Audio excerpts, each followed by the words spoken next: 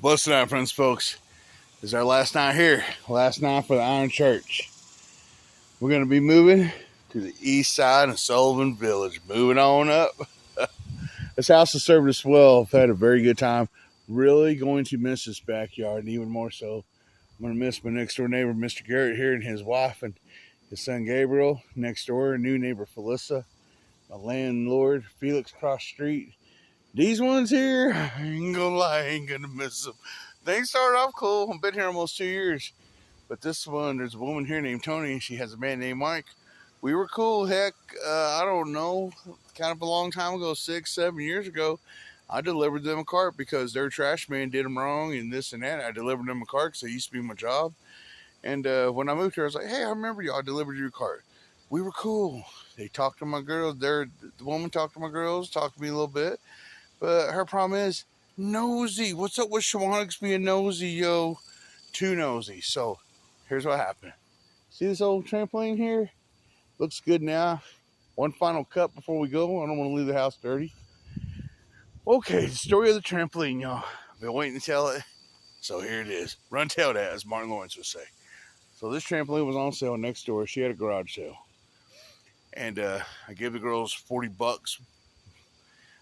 Cubby's little friend Kale was here. She's like my third daughter. I was like, Gary, here's $40. Go over there and go buy you some stuff.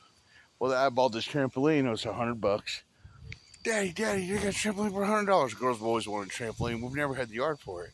And I'm like, well, just wait. I had a plan because I got raised up by my Uncle Cecil over there in High Ridge, Missouri, and I like how he did things.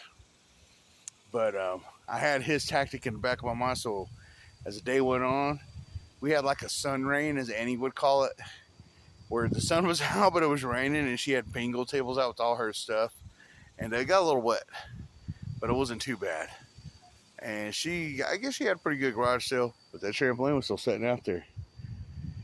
And then I went by, towards the end of the day, I said, all right, girls, now we put the hammer down. I went by and I go, hey, how about $50 for that trampoline? That's what my Uncle Cecil would do. And the man looked at the woman, because the woman over here, she wears pants in the family, Tony.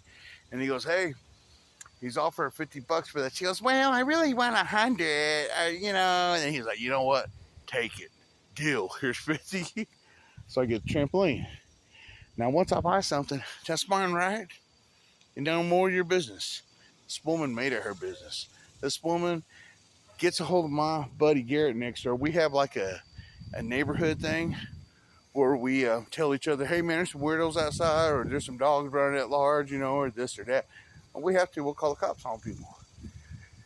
And, well, anyways, she got on there, and she's all like, someone really needs to tell Jackie that he needs to get trampoline insurance. And it just was like a pestilence after that. Trampoline insurance. It was stupid. Why don't you come to me about it? When I first bought it, those sandbags that were over there, she's like, Jackie, you're going to have to make sure that you put more than those sandbags on there. So what I did was, at first, I grabbed my 45-pound plates, and I put them on there. And then, you know what? I got tired of that machete. And I thought, man, those sandbags is good enough. And she was just bickering. You really should put them weights on there more, and blah, blah, blah. I'm sitting there looking at her, and I thought about it after a while. I was like, you know what? You didn't put weights on yours. Matter of fact, sometimes them sandbags weren't on it.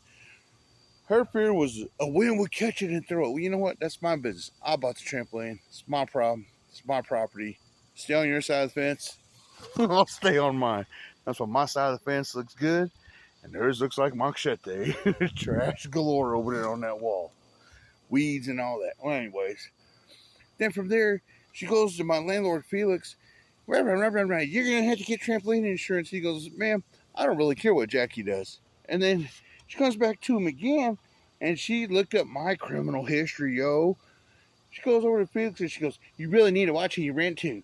And she had my rap sheet. I'll tell it. You want to know? I'll tell you. Assault and battery, multiple. Public drunk, multiple. I have one felony. Malicious damage of property because it was over $2,500. Anything over $2,500 makes your crime a felony. That's it. Couple of deadly weapon things. Stupid Chinese stars in my back pocket. Dumb stuff. Walking down the road with a stick. You know, you're talking about my old drunk days, but my landlord stuck up for me. He goes, you know what? I don't care about none of that. Jackie's a changed man, and he's a good tenant. Shut her down. She come at me 3 times over that trampoline. My trampoline. So she don't talk to me no more. Her husband, she's got him under command and not talk to me. So I'm like, whatever, you know, if I wanted to complain, I could. Matter of fact, let's do 2 videos.